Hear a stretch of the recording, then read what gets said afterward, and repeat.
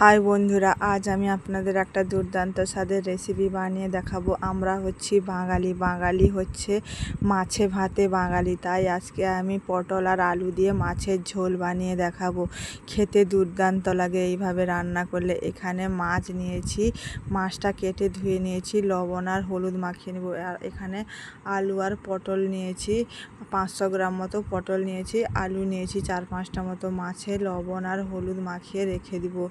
ভালো করে লবণ আর হলুদ মাখিয়ে নিয়েছি, এবার রেখে দিব। এবার আলু আর পটলটাকে ভালো করে কেটে ধুয়ে নিব।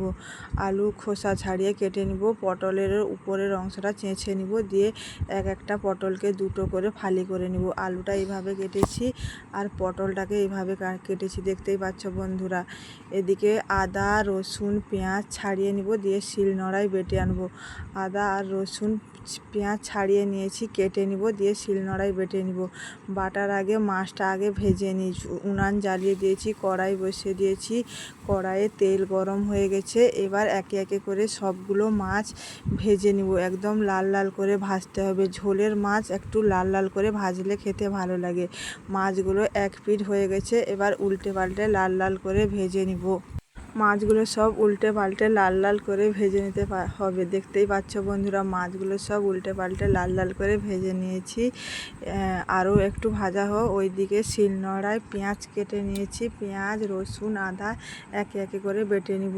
রসুন আর আদা বেটে নিয়েছি, এবার পেঁয়াজটা বেটে নিব।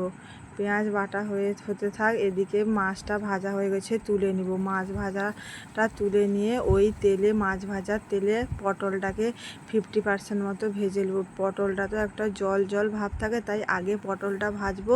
পটলের জলটা শুকিয়ে গেলে আলু আর পটল লবণ আর হলুদ দিয়ে ভালো করে ভেজে নিব।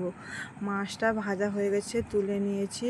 ওই একই তেলে পটলটাকে ভেজে নিতে হবে।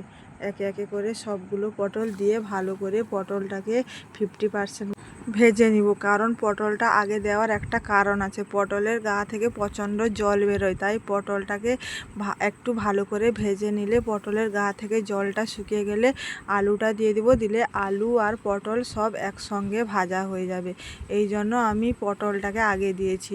পটলটা একটু নাড়াচাড়া করে লবণ আর হলুদ দিয়ে ভালো করে ভেজে নিব। ভালো করে লাল লাল করে ভেজে নিতে হবে। বন্ধুরা, আমার এই রেসিপিটা যদি ভালো লাগে তাহলে অন্যকে দেখার জন্য সুযোগ করে দাও একটা শেয়ারের মাধ্যমে, যাতে আপনাদের মতো তারাও এই রেসিপিটা শিখতে পারে। পটলটা ভালো করে ভাজা হয়ে গেছে 50% মতো। এবার ওই পটলের উপর আলুটা দিয়ে ওই একই লবণ আর হলুদ দিয়ে ভাজা হবে। আর লবণ আর হলুদ দেওয়ার কোনো প্রয়োজন নেই। এখানে মাছ ভেজে তুলে রেখেছি, পেঁয়াজ বেটে নিয়েছি, আদা বেটে নিয়েছি, রসুন বেটে দিয়েছি, লঙ্কার গুঁড়ো জলে গুলে রেখে দিয়েছি। এদিকে পটলটাও ভালোভাবে ভাজা হয়ে গেছে, এবার তুলে নিব। ওই পটল ভাজা কড়াইয়ে আরও বেশ কিছুটা সাদা তেল দিয়ে চিনি দিয়েছি কালারের জন্য। চিনিটা ক্যারামেলাইজড হয়ে গেছে। রসুন বাটা দিয়ে দিয়েছি, লঙ্কার বাটা দিয়ে ভালো করে কষিয়ে নিয়েছি। পেঁয়াজ একে একে করে আদা আর পেঁয়াজটাকে ভালো করে কষিয়ে নিয়েছি। বা লবণ আর হলুদ দিয়ে ভালো করে কষিয়ে নেব। জিরে গুঁড়ো, ধনে গুঁড়ো, সব রকমের গুঁড়ো দিয়ে ভালো করে মশলাটা কষিয়ে নিয়েছি। দেখতেই পাচ্ছ বন্ধুরা, মশলাটা প্রায় 70% মতো কষানো হয়েছে। আরও একটু কষাতে হবে। আরও একটু ভালোভাবে কষিয়ে নেব। অল্প অল্প জালে মশলাটাকে কষিয়ে নেব। এবার মশলাটা কষানো হয়ে গেছে, এবার ভেজে রাখা আলু আর পটলটা দিয়ে ভালো করে কষিয়ে নেব। এইবার মশলার গা থেকে পুরোপুরি তেল ছেড়ে গেছে, মশলা ভালোভাবে কষানো হয়ে গেছে। এবার ভেজে রাখা আলু আর পটল দিয়ে বেশ খানিকক্ষণ কষিয়ে নেব, যাতে পটলের গায়ে সমস্ত মশলাগুলো সব ঢুকে যায়। এই জন্য ভালোভাবে কষাতে হবে। দেখতেই পাচ্ছ বন্ধুরা, ভালোভাবে কষিয়ে নিয়েছি। এবার জল ঢেলে দিব। পুরো ভিডিওটা প্রথম থেকে শেষ পর্যন্ত দেখার জন্য সবাইকে অনুরোধ রইল। এইভাবে আলু আর পটলটাকে ভালোভাবে কষিয়ে নিয়েছি। পটল আলু ভালোভাবে কষানো হয়ে গেছে। পটলের গা থেকে তেল ছেড়ে গেছে। এবার ঈষৎ উষ্ণ গরম জল দিয়ে দিব। দিয়ে ভালোভাবে ঝোলটাকে ফুটিয়ে নেব। ঝোলটা ফুটে উঠলে ভেজে রাখা মাছগুলো দিয়ে আরও 10-15 মিনিট মতো ভালোভাবে ফুটিয়ে নিব ঝোলটা। ঝোলের আলুটা সেদ্ধ হতে একটু টাইম লাগবে, কারণ আমি এখানে ঝোলের আলু সেদ্ধ করে ভাজিনি, যেহেতু কাঁচা আলুকে তেলে ভেজে রান্না করছি, তাই একটু ঝোলের আলুটা সেদ্ধ হতে একটু টাইম লাগবে। তাই একটু টাইম দিয়ে ঝোলটাকে ফুটিয়ে নিতে হবে।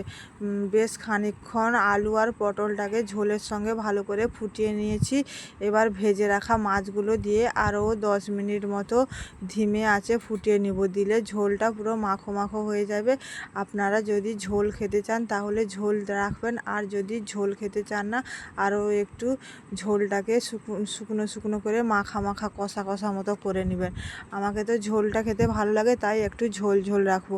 আলুটা সেদ্ধ হয়েছে কিনা একবার চেক করে দেখে নিতে হবে। দেখি আলুটা সেদ্ধ হয়েছে কিনা। হ্যাঁ বন্ধুরা, আলুটা পুরো ভালোভাবে সেদ্ধ হয়ে গেছে। দেখতেই পাচ্ছ আলুটা সেদ্ধ হয়ে গেছে। নামানোর আগে একটু গরম মশলা দিয়ে নামিয়ে নিতে হবে। আর যদি আপনাদের কাছে ধনেপাতা থাকে তাহলে ধনেপাতা দিয়ে নামিয়ে। ভিডিওটা ভালো লাগলে একটা লাইক করে দাও। আর যদি এই ভিডিওটা ফেসবুক পেজ থেকে দেখো তাহলে ফেসবুক পেজটিকে ফলো করে দাও। ইউটিউব চ্যানেল থেকে দেখলে ইউটিউব চ্যানেলটিকে সাবস্ক্রাইব করে পাশে থেকো বন্ধুরা, এরকম নিত্য নতুন ভিডিও দেখার জন্য। একটা কুকিং ভিডিও শ্যুট করা থেকে এডিটিং করা পর্যন্ত আমাদেরকে বহুত খাটনি করতে হয়, অনেক পরিশ্রম করতে হয়। আপনারা যদি সাপোর্ট না করেন, পাশে না থাকেন, তাহলে আমাদের পরিশ্রম বৃথা। সবাই সুস্থ থেকো, ভালো থেকো, টাটা।